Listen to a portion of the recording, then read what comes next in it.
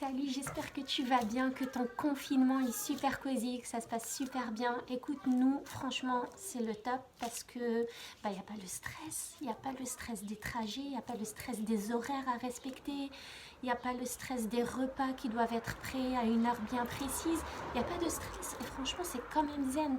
Et si tu avais regardé ma vidéo précédente, et ben du coup, tu as vu que je te disais qu'il faut vraiment prendre cette histoire de coronavirus et de confinement avec gratitude parce que il y a une bonne chose dans toute situation. La situation, elle peut te paraître négative, mais ça dépend encore une fois de ta perception des choses. Mais si tu te forces à y trouver le bien, eh ben tu vas le trouver et tes pensées vont être positives et ton comportement va être positif, ton environnement va être positif et tout va être positif.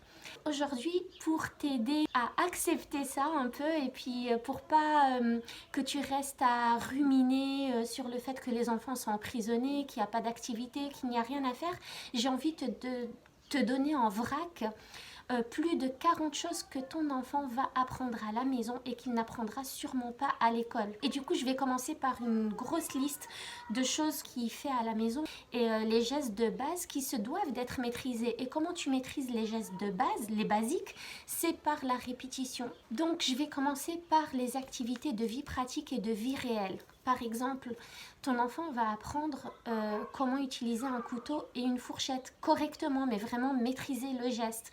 Comment transférer un solide d'un contenant à un autre, comment se servir seul à table, comment transvaser un liquide d'une carafe dans un verre par exemple, comment laver la vaisselle, comment utiliser un lave-vaisselle, comment balayer ou utiliser une pelle et une balayette ou utiliser l'aspirateur. Comment utiliser un lave-linge, mais de A à Z, comment le faire fonctionner, comment l'arrêter, comment le vider et pourquoi pas comment étendre le linge. Et ça, c'est franchement des gestes de base et de motricité fine qui apprennent d'autres choses encore aux enfants plus tard. Par exemple, en apprenant à manipuler les pinces à linge, eh ben, ton enfant va apprendre à tenir un stylo ou un crayon à l'école. Donc, c'est vraiment des gestes basiques, mais qui ont une grande importance et ça peut t'étonner, mais à l'école, par exemple, on n'apprend pas aux enfants à tenir un crayon, un stylo. Par contre, on leur apprend à écrire.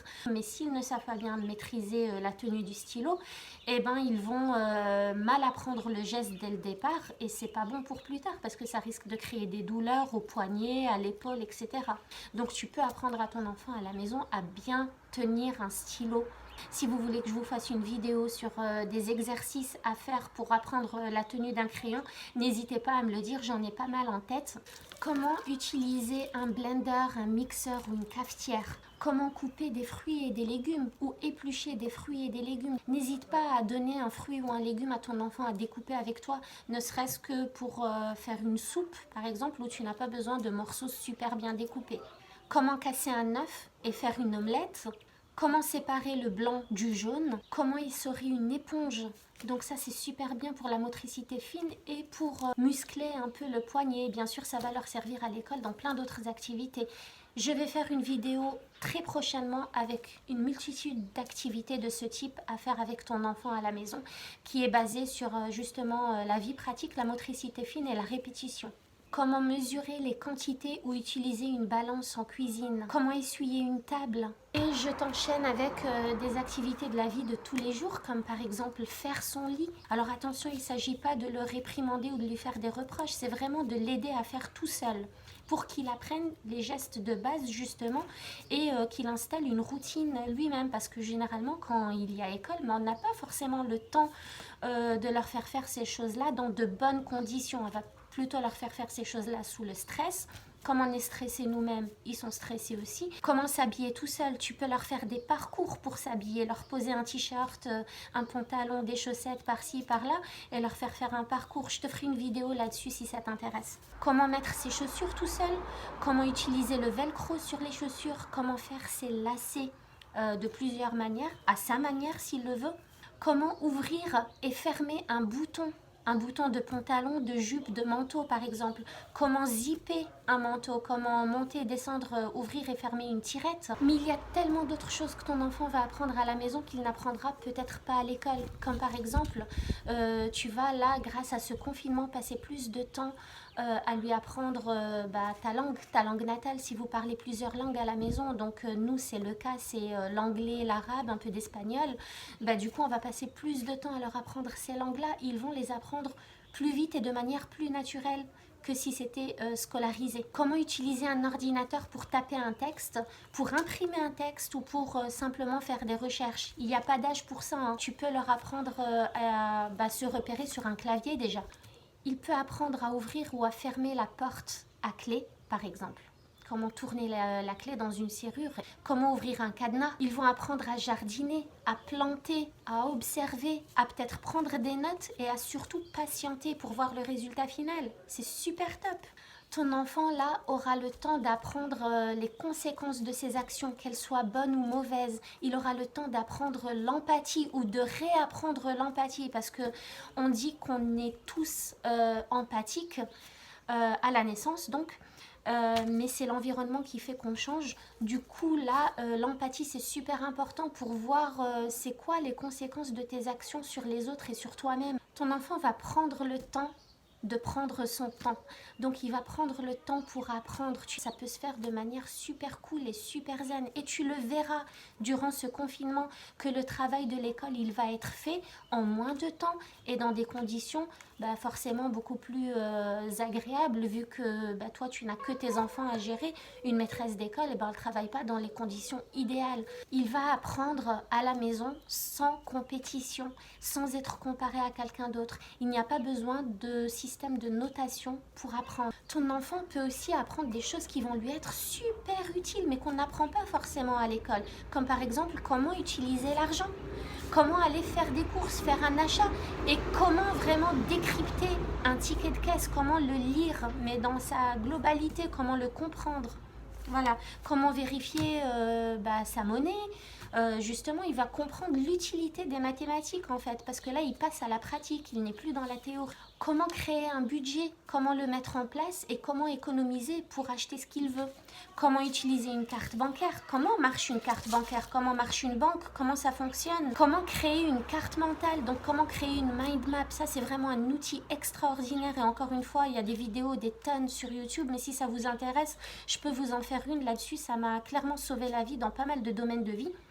Et je trouve ça génial qu'on apprenne aux enfants à faire une carte mentale. Comment prendre une décision étape par étape, comment faire le pour et le contre de chaque situation pour prendre la bonne décision. Donc apprendre aux enfants à être des penseurs critiques en fait et pas juste suivre comme ça la masse sans réfléchir. Un enfant va apprendre à se connaître et à se comprendre. Par exemple, à gérer ses émotions, la colère, la tristesse, la frustration. Là, les enfants sont confinés à l'intérieur. Nous, on a de la chance d'avoir une toute petite terrasse. Il y en a qui ont des super jardins, mais il y en a qui n'ont rien. Il y en a qui vivent dans un appartement. Et c'est clair, c'est frustrant.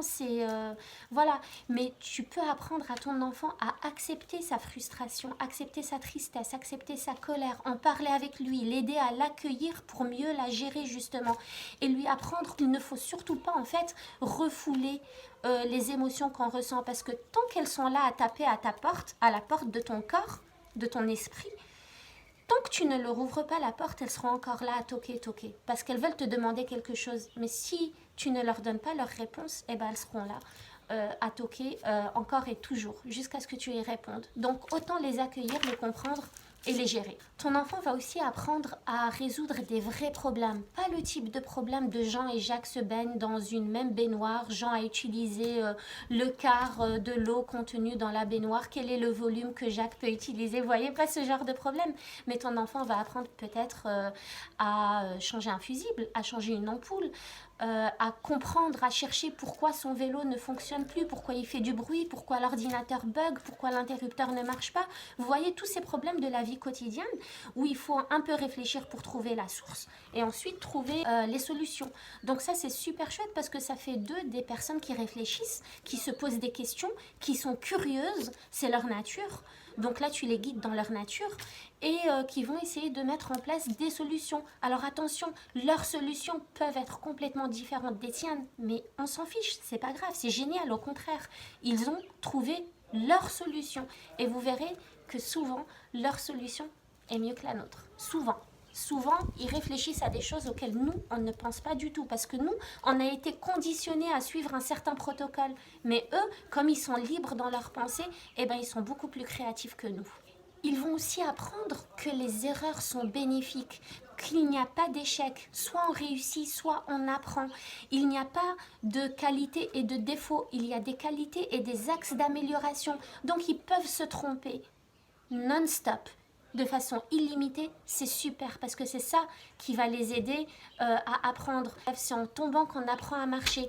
Donc là, c'est exactement pareil. Un échec, ça n'a rien de négatif. On apprend et on avance, on passe à autre chose. Et en plus, ils ne vont pas être punis. Ils ne vont pas être humiliés, ils ne vont pas être notés. Donc il n'y a aucune pression à échouer. Et il faut échouer pour réussir. Tous les plus grands noms de l'histoire te le diront. Ton enfant va aussi être responsable. Là, il a du travail d'école à faire. Tu peux lui apprendre à gérer son temps, à organiser sa journée, à planifier sa journée, à se mettre en place un emploi du temps et peut-être à continuer à utiliser un agenda. Voilà, j'espère que cette vidéo t'aura aidé. Franchement, il y a plein de bonnes choses dans ce confinement. Moi, je n'y vois que du positif. Là, tu restes en famille, tu restes avec des enfants. Apprends à les observer, à regarder comment ils fonctionnent, à voir comment ils réagissent face à certaines situations, quels sont leurs comportements dans telle ou telle situation. Voilà, passe du temps avec eux. Tu verras que même pour toi, la reprise va être dure.